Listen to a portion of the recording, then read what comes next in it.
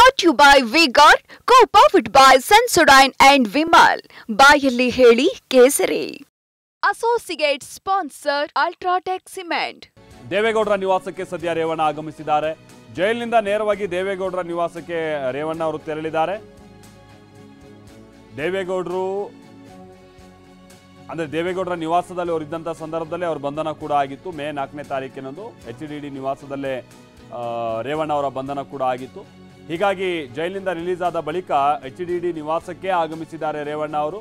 ದೇವೇಗೌಡರ ನಿವಾಸಕ್ಕೆ ನಾನು ಮೊದಲೇ ಹೇಳಿದಾಗೆ ಬೇರೆ ಬೇರೆ ಸಂದರ್ಭದಲ್ಲಿ ಅಂದರೆ ಈಗ ರಾಜ್ಯಕ್ಕೆ ಕೆಲ ಈ ಕಾವೇರಿ ವಿಚಾರದ ನೀರಿನ ಸಮಸ್ಯೆ ಆಗಿರ್ಬೋದು ಅಥವಾ ಯಾವುದೇ ತೆರನಾದ ಸಂಕಷ್ಟ ಸಂದರ್ಭ ಆಗಿರ್ಬೋದು, ಈ ಕಾನೂನು ಸಲಹೆ ಪಡೆಯೋಕ್ಕೆ ದೇವೇಗೌಡರ ಬಳಿ ಹೋಗೋದನ್ನು ಭಾಳ ಸಂದರ್ಭದಲ್ಲಿ ನಾವು ನೋಡ್ತೀವಿ. ಆಮೇಲೆ ಇನ್ನೂ ಅವ್ರ ಕುಟುಂಬಕ್ಕೆ ಸಂಬಂಧಪಟ್ಟಾಗೆ ಕೆಲ ಸಮಸ್ಯೆಗಳಾದಂಥ ಸಂದರ್ಭದಲ್ಲೂ ಕೂಡ ಸಹಜವಾಗಿ ದೇವೇಗೌಡರ ಬಳಿಯಿಂದ ಒಂದಷ್ಟು ಕಾನೂನು ಸಲಹೆ ಅನ್ನುವಂಥದ್ದು ಇದ್ದೇ ಇರುತ್ತೆ. ಬಟ್ ಇದೊಂದು ಕ್ಲಿಷ್ಟಕರವಾದಂಥ ಸಂದರ್ಭ. ಯಾಕಂತಂದರೆ ಮಗ ಇಂಥದ್ದೊಂದು ಪ್ರಕರಣದಲ್ಲಿ ಸಿಕ್ಕಾಕೊಂಡಿರುವಂಥ ಸಂದರ್ಭದಲ್ಲೂ ಕೂಡ ಬಹುಶಃ ತಂದೆಯಿಂದ ಕೆಲ ಕಾನೂನು ಸಲಹೆನೋ ಅಥವಾ ಇನ್ನಿತರ ಸಲಹೆನೋ ಪಡಿಬೇಕಾದಂಥ ಅನಿವಾರ್ಯತೆ ರೇವಣ್ಣ ಅವರಿಗೆ ಬಂದಿರಬಹುದು. ಇದು ಇನ್ವರ್ಟರ್ AC. ನೀವು ಗ್ಯಾಮ್ಲರ್ ಅಲ್ವಾ? ಗ್ಯಾಮ್ಲರ್ ಜೂಜಾಡ್ತಿರಲ್ವಾ? ನೀವು ಜೂಜಾಡ್ತೀರಾ? ಇಲ್ಲ, ಯಾರು ಏನು ಹೇಳಿದ್ರು ಅಂತ ನೀನು ಎಷ್ಟು ಕಾಸ್ಟ್ಲಿ ಹಾಗೂ ಡೆಲಿಕೇಟ್ AC ತಗೊಂಡು ಸ್ಟೆಬಿಲೈಸರ್ ತಗೊಳ್ಳಿಲ್ಲ ಅಂದ್ರೆ ಇದು ಜೂಜಾಟ ತಾನೇ. ಒಂದೇ ಫ್ಲಕ್ಚುಯೇಷನ್ ಗೆ ನಿಮ್ಮ ಇನ್ವರ್ಟರ್ AC ಪಾರ್ಟ್ಸ್ ಡ್ಯಾಮೇಜ್ ಆಗಬಹುದು. ಅದನ್ನು V-Guard ಉಪಯೋಗಿಸಿ ಸುರಕ್ಷಿತವಾಗಿರಿಸಿ. V-Guard, India's #1 stabilizer. ಏನೋ ಹಾಗೆ ನಾನು ಹೇಳಿದಾಗೆ ಇಬ್ರು ಕೂಡ ವಯಸ್ಸಾದಂಥವ್ರು, ತಂದೆ ತಾಯಿ, ಅವರಿಗೆ ವಿವರಣೆಯನ್ನು ಕೊಟ್ಟು ಆಶೀರ್ವಾದವನ್ನು ಕೂಡ ಪಡಿಬಹುದು ಮುಂದಿನ ಕಾನೂನು ಹೋರಾಟಕ್ಕೆ ಅಂತ ಕಾಣಿಸುತ್ತೆ. ನಾವು ಪ್ರತಿನಿಧಿ ಶಿವಪ್ರಸಾದ್ ಇದಕ್ಕೆ ಸಂಬಂಧಪಟ್ಟಂಗೆ ಮತ್ತಷ್ಟು ಡೀಟೇಲ್ಸ್ ಅನ್ನು ಕೊಡ್ತಾರೆ. HD ದೇವೇಗೌಡರ ನಿವಾಸದ ಬಳಿಯಿಂದ ನೇರ ಸಂಪರ್ಕದಲ್ಲಿ ಜಾಯ್ನ್ ಆಗ್ತಾ ಇದ್ದಾರೆ. ಶಿವ, ಸದ್ಯ ಏನಾಗ್ತಾ ಇದೆ ಶಿವು, ಅಪ್ಡೇಟ್ಸ್ ಕೊಡ್ಬೋದಾ?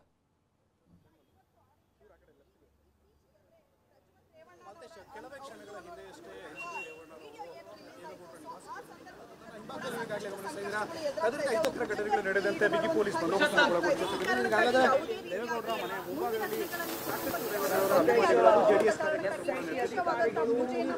ಶಿವು ಮಾತನಾಡ್ತೀನಿ. ಶಿವು, ಸ್ವಲ್ಪ ಆಡಿಯೋ ಅಸ್ಪಷ್ಟತೆ ಇದೆ, ನಿಮ್ಮ ಜೊತೆಗೆ ಮಾತನಾಡ್ತೀನಿ ಶಿವು.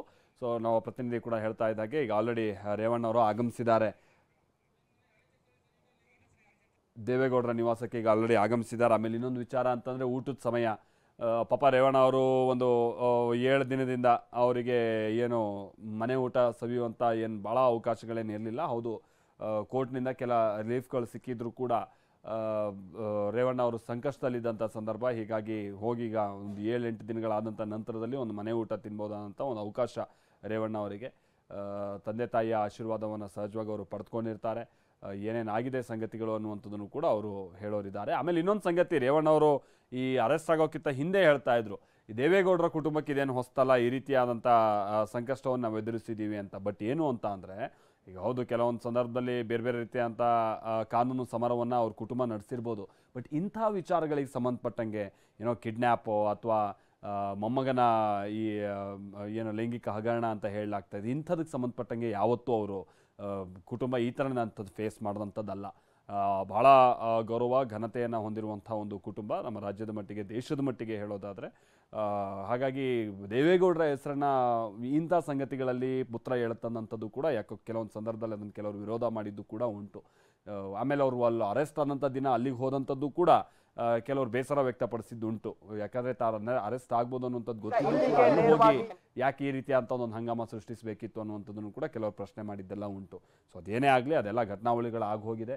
ಸೊ ಈಗ ಅವ್ರು ರಿಲೀಸ್ ಆಗಿರುವಂಥ ಸಂದರ್ಭ. ಬಟ್ ಅಗೈನ್ ಈಗ ತಂದೆ ತಾಯಿಯ ಆಶೀರ್ವಾದ ಪಡೆಯುವಂಥ ನಿಟ್ಟಿನಲ್ಲಿ ಅವರು ದೇವೇಗೌಡರ ನಿವಾಸಕ್ಕೆ ಹೋಗಿರ್ಬೋದು. ಜೊತೆಗೆ ನಾವು ನೋಡ್ತಾ ಇದ್ದೀವಲ್ಲ, ನೀವು ದೃಶ್ಯದಲ್ಲೂ ಕೂಡ ಗಮನಿಸ್ಬೋದು, ಜೈಲಿಂದ ಹೊರಬರ್ತಾ ಇದ್ದ ಹಾಗೆ ಅವ್ರು ತಮ್ಮ ವಿಂಡೋ ಗ್ಲಾಸನ್ನು ಇಳಿಸಿ ಒಂದು ಹಂತದಲ್ಲಿ ಮಾಧ್ಯಮದವ್ರ ಜೊತೆಗೆ ಇಂಟ್ರ್ಯಾಕ್ಟ್ ಮಾಡುವಂಥ ನಿಟ್ಟಿನಲ್ಲಿ ಅವ್ರು ಮುಂದಾಗಿದ್ದರು. ಬಟ್ ಅಲ್ಲಿ ಭಾಳ ಮಂದಿ ಇದ್ದರು, ಭಾಳ ಗೊಂದಲದ ವಾತಾವರಣ ಇದ್ದಂಥ ಕಾರಣಕ್ಕಾಗಿ ಅವ್ರು ಹಾಗೆ ಮತ್ತೆ ಮುಂದಕ್ಕೆ ಸಾಗಿದ್ದಾರೆ.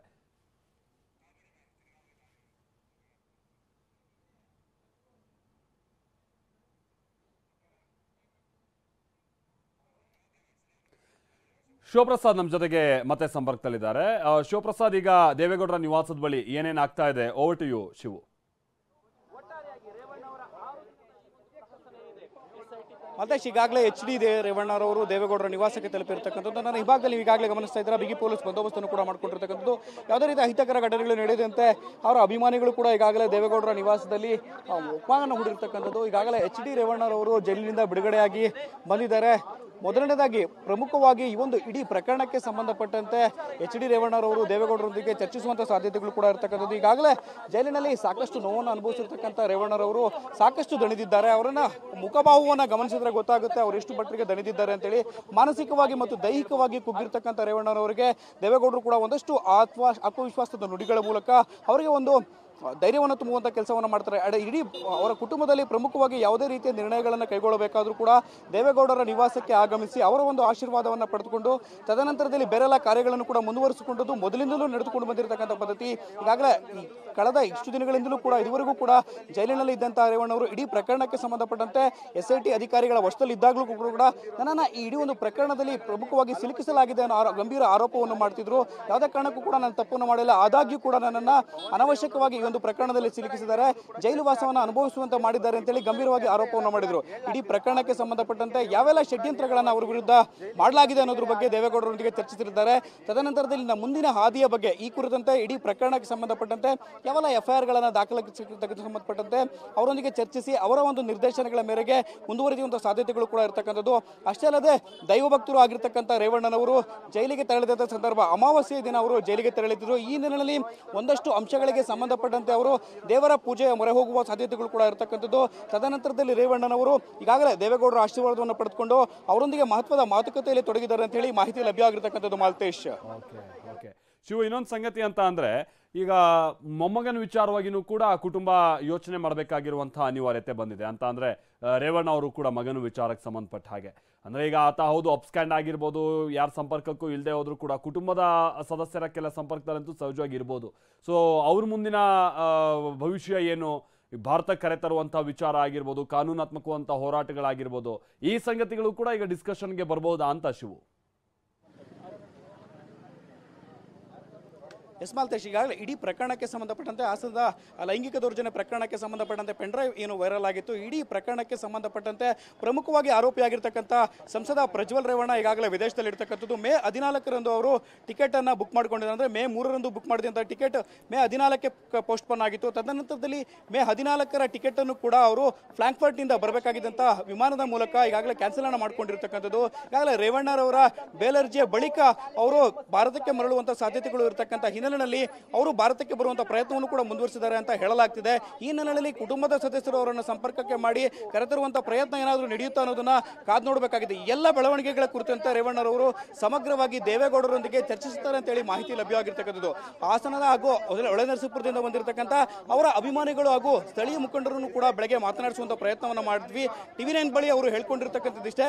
ಇಡೀ ಪ್ರಕರಣಕ್ಕೆ ಸಂಬಂಧಪಟ್ಟಂತೆ ಏನು ವೈರಲ್ ಆಗಿದೆ ಆ ವಿಡಿಯೋ ಕ್ಲಿಪ್ಗಳಿಗೆ ಸಂಬಂಧಪಟ್ಟಂತೆ ಸಂಸದ ರೇವಣ್ಣರವರನ್ನ ವಿಚಾರಣೆಗೊಳಪಡಿಸಲಿ, ಅವರ ವಿರುದ್ಧ ಬೇಕಾದ್ರೆ ತನಿಖೆಯನ್ನು ನಡೆಸಲಿ, ಸತ್ಯಾಸತ್ಯತೆಗಳು ಹೊರಬರಲಿ. ಆದರೆ ರೇವಣ್ಣರವರನ್ನ ಅರೆಸ್ಟ್ ಮಾಡುವಂತ ಪ್ರಕ್ರಿಯೆಯನ್ನು ಒಳಗೊಳಿಸಿದ್ರು.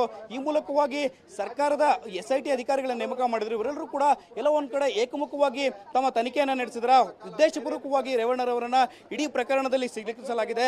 ಅನಾವಶ್ಯಕವಾಗಿ ಈ ಒಂದು ಪ್ರಕರಣಕ್ಕೆ ಎಳೆದಿದ್ದು ರೇವಣ್ಣನವರ ಮೂಲ ಕ್ರಮವನ್ನು ಜರುಗಿಸಲಾಗಿದೆ ಅಂತ ಹೇಳಿ ಆರೋಪವನ್ನು ಮಾಡ್ತಿರ್ತಕ್ಕಂಥದ್ದು. ಮಾಲ್ತೇಶ್, ಒಟ್ಟಾರೆ ಈ ಬೆಳವಣಿಗೆಗಳಿಗೆ ಸಂಬಂಧಪಟ್ಟಂತೆ ರೇವಣ್ಣರವರು ಜೈಲಿನಿಂದ ಹೊರಗೆ ಬಂದಿರತಕ್ಕಂಥದ್ದು, ವಿದೇಶದಲ್ಲಿರ್ತಕ್ಕಂಥ ಪ್ರಜ್ವಲ್ ರೇವಣ್ಣರವರನ್ನ ವಾಪಸ್ ಕರೆತರುವ ಸಂಬಂಧಪಟ್ಟಂತೆ ದೇವೇಗೌಡರೊಂದಿಗೆ ಚರ್ಚಿಸುವಂತಹ ಸಾಧ್ಯತೆಗಳಿದೆ ಅನ್ನೋದನ್ನ ಕಾದು ನೋಡಬೇಕಾಗಿದೆ. ಒಟ್ಟಾರೆಯಾಗಿ HD ರೇವಣ್ಣರವರ ಭವಿಷ್ಯದ ಬಳಿಕ ಅವರು ಬೆಂಗಳೂರು ಒಂದು ವಿದೇಶದಿಂದ ಭಾರತಕ್ಕೆ ಮರಳುವಂತಹ ಸಾಧ್ಯತೆಗಳು ಕೂಡ ನಿಚ್ಚಳವಾಗಿರ್ತಕ್ಕಂಥದ್ದು. ಮಾಲ್ತೇಶ್, ಸಹೋದರ ಸೇರಿ ಇನ್ಯಾರಾದ್ರೂ ಕುಟುಂಬ ಸದಸ್ಯರಿದ್ದಾರಾ ಈ ಸಂದರ್ಭದಲ್ಲಿ ದೇವೇಗೌಡರ ನಿವಾಸಕ್ಕೆ ರೇವಣ್ಣ ಅವರು ಬಂದಿದ್ದಾರೆ ಅನ್ನುವಂಥ ಸಂಗತಿ, ಅಥವಾ ಮುಂದಾಗಬೇಕಾದಂತಹ ಹೆಜ್ಜೆಗಳಿಗೆ ಸಂಬಂಧಪಟ್ಟ ಹಾಗಿನ ಈ ಕಾನೂನಾತ್ಮಕ ಹೋರಾಟದ ವಿಚಾರವಾಗಿ ಚರ್ಚೆ ಮಾಡೋದಕ್ಕೆ, ಅಥವಾ ದೇವೇಗೌಡರು ಪತ್ನಿ ಇಷ್ಟೇ ಇರುವಂಥದ್ದು ಏನ್ ಕತೆ ಶಿವು, ಇದೇನಾದ್ರು ಗೊತ್ತಾಯ್ತಾ? ಮೊದಲಿಗೆ ಮಾಲ್ತೇಶ್, ಇಡೀ ಪ್ರಕರಣಕ್ಕೆ ಸಂಬಂಧಪಟ್ಟಂತೆ ದೇವೇಗೌಡರ ನಿವಾಸಕ್ಕೆ ಬಂದಿರತಕ್ಕಂಥ ರೇವಣ್ಣರವರು ಮೊದಲಿಗೆ ದೇವೇಗೌಡರ ಆಶೀರ್ವಾದವನ್ನು ಪಡೆದುಕೊಳ್ತಾರೆ. ತದನಂತರದಲ್ಲಿ ಅವರ ತಂದೆ ತಾಯಿಯೊಂದಿಗೆ ಆಶೀರ್ವಾದವನ್ನು ಪಡೆದುಕೊಂಡು ಆ ಬಳಿಕ ಇಡೀ ಪ್ರಕರಣಕ್ಕೆ ಸಂಬಂಧಪಟ್ಟಂತೆ ಕೆಲವೊಂದು ಕಾನೂನು ಪ್ರಕ್ರಿಯೆಗಳನ್ನು ಕೂಡ ನಡೆಸಬೇಕಿದೆ. ಈ ಹಿನ್ನೆಲೆಯಲ್ಲಿ ಪ್ರಜ್ವಲ್ ರೇವಣ್ಣರವರನ್ನ ಭಾರತಕ್ಕೆ ಕರೆತರುವ ಸಲುವಾಗಿ ಅವರೊಂದಿಗೆ ಮಾತುಕತೆಯನ್ನು ನಡೆಸುವಂತ ಪ್ರಯತ್ನ ಕೂಡ ಮುಂದುವರಿಸಬಹುದಂತ ಸಾಧ್ಯತೆಗಳು ಇರತಕ್ಕಂಥದ್ದು. ಅಷ್ಟೇ ಅಲ್ಲದೆ ಇಡೀ ಪ್ರಕರಣಕ್ಕೆ ಸಂಬಂಧಪಟ್ಟಂತೆ ಕುಮಾರಸ್ವಾಮಿ ಅವರೊಂದಿಗೆ ಚರ್ಚಿಸ್ತಾರೆ ಅನ್ನೋದನ್ನ ಕಾದು ನೋಡಬೇಕಾಗಿದೆ. ಇಡೀ ಪ್ರಕರಣಕ್ಕೆ ಸಂಬಂಧಪಟ್ಟಂತೆ ಯಾವೆಲ್ಲ ಅಂಶಗಳು ಇದುವರೆಗೂ ಕೂಡ ರೇವಣ್ಣರವರ ಈ ಒಂದು ಪ್ರಕರಣದಲ್ಲಿ ಸಿಲುಕಿಸಲಾಗಿದೆ, ಯಾವೆಲ್ಲ ಷಡ್ಯಂತ್ರಗಳನ್ನ ಹೆಣೆಯಲಾಗಿದೆ ಅನ್ನೋದ್ರ ಬಗ್ಗೆ ದೇವೇಗೌಡರ ಜೊತೆ ವಿಸ್ತೃತವಾಗಿ ಸಮಾಲೋಚನೆ ನಡೆಸ್ತಾರೆ. ಆ ಬಳಿಕ ಯಾವೆಲ್ಲ ಕ್ರಮಗಳನ್ನು ಕೈಗೊಳ್ಳಬೇಕು ಅನ್ನೋದ್ರ ಬಗ್ಗೆ ರೇವಣ್ಣರವರು ಮುಂದಾಗ್ತಾರೆ ಅಂತ ಹೇಳಲಾಗಿದೆ. ಸದ್ಯಕ್ಕೆ ಈಗಾಗಲೇ ಮಾನಸಿಕವಾಗಿ ಮತ್ತು ದೈಹಿಕವಾಗಿ ಕುಗ್ಗಿರ್ತಕ್ಕಂಥ ರೇವಣ್ಣರವರಿಗೆ ದೇವೇಗೌಡರು ಆತ್ಮವಿಶ್ವಾಸವನ್ನು ತುಂಬುವಂತ ಕೆಲಸವನ್ನ ಮಾಡ್ತಾರೆ. ಈ ನಿಟ್ಟಿನಲ್ಲಿ ಕಳೆದ ಒಂದು ವಾರದಿಂದಲೂ ಕೂಡ ಜೈಲಿನಲ್ಲಿ ಪರಪ್ಪನ ಅಗ್ರಹಾರದಲ್ಲಿ ಜೈಲಿನಲ್ಲಿ ಇದ್ದಂತಹ ರೇವಣ್ಣನವರಿಗೆ ಒಂದಷ್ಟು ಆತ್ಮಸ್ಥೈರ್ಯವನ್ನು ತುಂಬುವಂತ ಕೆಲಸವನ್ನ ದೇವೇಗೌಡರು ಮಾಡಲಿದ್ದಾರೆ. ಅಂದ್ರೆ ಯಾವುದೇ ಕಾರಣಕ್ಕೂ ಕೂಡ ಈ ರೀತಿಯ ಬೆಳವಣಿಗೆಗಳಾದಂತಹ ಸಂದರ್ಭದಲ್ಲಿ ಒಬ್ಬ ಜನಪ್ರತಿನಿಧಿಯಾಗಿ ಯಾವುದೇ ಕಾರಣಕ್ಕೂ ಕೂಡ ಕೂಗಬಾರದು, ಎಲ್ಲವನ್ನೂ ಕೂಡ ಧೈರ್ಯದಿಂದ ಎದುರಿಸಬೇಕಾಗಿರುತ್ತೆ. ಈ ನಿಟ್ಟಿನಲ್ಲಿ ಒಂದಷ್ಟು ಧೈರ್ಯ ತುಂಬುವಂತ ಕೆಲಸವನ್ನ ದೇವೇಗೌಡರು ಮಾಡಲಿದ್ದಾರೆ. ಎಲ್ಲ ಪ್ರಶ್ನೆಗಳಿಗೂ ಕೂಡ ಈಗಾಗಲೇ ಉದ್ಭವವಾಗಿರ್ತಕ್ಕಂಥ ಎಲ್ಲ ಪ್ರಶ್ನೆಗಳು ಕೂಡ ಮುಂದಿನ ದಿನಗಳಲ್ಲಿ ಯಾವ ರೀತಿಯಾಗಿ ಉತ್ತರವನ್ನು ಕೊಡಬೇಕು, ಇಡೀ ಪ್ರಕರಣವನ್ನ ಯಾವ ರೀತಿ ಎದುರಿಸಬೇಕಾಗುತ್ತೆ ಅನ್ನೋದ್ರ ಬಗ್ಗೆ ಎಲ್ಲವೂ ಕೂಡ ಶಿವ ಮಾತನಾಡ್ತೀನಿ. ಶಿವ ನಿಮ್ ಜೊತೆ ಮಾತನಾಡ್ತೀನಿ. ದೇವೇಗೌಡರ ನಿವಾಸದಲ್ಲೇ ಇದ್ದಾರೆ ಕುಮಾರಸ್ವಾಮಿ ಅವರು ಕೂಡ ಅನ್ನುವಂಥದ್ದು ಗೊತ್ತಾಗ್ತಾ ಇದೆ. ಕುಮಾರಸ್ವಾಮಿ ಅವರ ಜೊತೆಗೂ ಕೂಡ ರೇವಣ್ಣ ಅವರು ಮಾತುಕತೆ ನಡೆಸೋರಿದ್ದಾರೆ. ಬೆಳಗ್ಗೆಯೇ ದೇವೇಗೌಡರ ನಿವಾಸಕ್ಕೆ ಕುಮಾರಸ್ವಾಮಿ ಅವರು ಕೂಡ ಆಗಮಿಸಿದ್ರು. ಕಾರಣ ಅಂತಂದ್ರೆ ಅಣ್ಣ ಇವತ್ತು ರಿಲೀಸ್ ಆಗ್ತಾರೆ, ಈ ಕಾರಣಕ್ಕಾಗಿ ದೇವೇಗೌಡರ ನಿವಾಸಕ್ಕೆ ಅವರನ್ನ ಬರೋ ಹೇಳಿ ಮುಂದಿನ ಕಾನೂನಾತ್ಮಕ ಹೋರಾಟದ ವಿಚಾರಗಳ ಬಗ್ಗೆ ಚರ್ಚೆ ಮಾಡುವಂತ ನಿಟ್ಟಿನ ಅನಿವಾರ್ಯತೆ ಇದೆ. ಕುಮಾರಸ್ವಾಮಿ ಅವರ ಜೊತೆಗೂ ಕೂಡ ರೇವಣ್ಣ ಅವರು ಈ ವಿಚಾರವಾಗಿ ಚರ್ಚೆ ಮಾಡೋರಿದ್ದಾರೆ. ಬೆಳಗ್ಗೆಯೇ ದೇವೇಗೌಡರ ನಿವಾಸಕ್ಕೆ ಆಗಮಿಸಿದ್ರು ಕುಮಾರಸ್ವಾಮಿ ಅವರು ಅನ್ನುವಂಥ ಸಂಗತಿ ತಿಳಿದು ಬರ್ತಾ ಇದೆ. ಸಹಜವಾಗಿ ರೇವಣ್ಣ ಅವರನ್ನ ನೋಡಿ ಕುಟುಂಬಸ್ಥರು ಬಹಳ ಭಾವುಕರಾದ್ರು. ರೇವಣ್ಣ ಅವರ ಎದುರು ಕುಟುಂಬದವರೂ ಕೂಡ ಕಣ್ಣೀರು ಹಾಕಿದ್ರು. ಎಂಥ ಸನ್ನಿವೇಶ ಆಗ್ಬಿಡ್ತು ಅಂತೇಳಿ ದೇವೇಗೌಡರ ನಿವಾಸದಲ್ಲೇ ಕುಮಾರಸ್ವಾಮಿ ಅವರು ಕೂಡ ಇದ್ದು ಮುಂದಿನ ಹೋರಾಟ, ಯಾಕಂತಂದ್ರೆ ಈಗ ದೇವೇಗೌಡರ ಕುಟುಂಬದಲ್ಲಿ ಇಂಥ ಕಾನೂನಾತ್ಮಕವಾದಂಥ ಹೋರಾಟ ನಡೆಸೋದು, ಮುಂದೆ ಏನು ನಿರ್ಧಾರಕ್ಕೆ ಬರಬೇಕು, ಇದೆಲ್ಲವೂ ಕೂಡ ಒಂದು ರೀತಿ ಡಿಸಿಷನ್ ಮೇಕರ್ ಈಗ ಕುಮಾರಸ್ವಾಮಿ ಅವರೇ ಇದ್ದ ಹಾಗೆ. ಯಾಕಂದರೆ ಮಾಧ್ಯಮದವ್ರ ಮುಂದೆ ಬಂದು ಕೂಡ ಅವರೇ ಇದಕ್ಕೆ ಸಂಬಂಧಪಟ್ಟ ಹಾಗೆ ಭಾಳ ಸಂದರ್ಭದಲ್ಲಿ ಬ್ರೀಫ್ ಮಾಡ್ತಾ ಇರುವಂಥದ್ದನ್ನು ಕೂಡ ನೋಡ್ತಾ ಇದ್ದೀವಿ. ದೇವೇಗೌಡರು ವಯಸ್ಸಿನ ಕಾರಣಕ್ಕಾಗಿ ಅಂಥ ವಿಚಾರಗಳನ್ನೆಲ್ಲ ಈಗ ಅವರನ್ನು ಎಳೆ ತರೋದಕ್ಕಾಗೋದಿಲ್ಲ. ಹೀಗಾಗಿ ಇಂಥ ಸಂದರ್ಭದಲ್ಲಿ ಕುಮಾರಸ್ವಾಮಿ ಅವರು ತೆಗೆದುಕೊಳ್ಳುವಂಥ ಕೆಲ ನಿರ್ಧಾರಗಳು, ಅವ್ರು ಕೊಡುವಂಥ ಸಲಹೆಗಳು ಕೂಡ ಅತಿ ಮುಖ್ಯ ಆಗಿರುತ್ತೆ. ಹಾಗಾಗಿ ಕುಮಾರಸ್ವಾಮಿ ಅವರು ಕೂಡ ದೇವೇಗೌಡರ ನಿವಾಸದಲ್ಲೇ ಇದ್ದಾರೆ ಅನ್ನುವಂಥ ಸಂಗತಿ ತಿಳಿದು ಬರ್ತಾ ಇದೆ. ಒಂದ್ ಕಡೆ ರೇವಣ್ಣ ಅವರು ಜೈಲಿನಿಂದ ಬಿಡುಗಡೆ ಆಗಿದ್ರೆ, ಇತ್ತ ಮಾಜಿ ಸಿಎಂ HD ಕುಮಾರಸ್ವಾಮಿ ಅವರು ಇವತ್ತು ಈ ಪೆನ್ಡ್ರೈವ್ ಕೇಸ್ನ ಹಿಂದೆ ದೊಡ್ಡ ತಿಮಿಂಗಿಲ ಇದೆ ಅಂತ ಹೊಸ ಬಾಂಬ್ ಸಿಡಿಸಿದ್ದಾರೆ. ಹಾಗಾದ್ರೆ ಯಾರದು ತಿಮಿಂಗಿಲ? ಈ ಬಗ್ಗೆ ಹಿಂಟ್ ಕೊಡ್ತೀವಿ. Brought you by V-Guard, co-powered by Sensodyne and Vimal. ಬಾಯಲ್ಲಿ ಹೇಳಿ ಕೇಸರಿ. Associate sponsor UltraTech cement.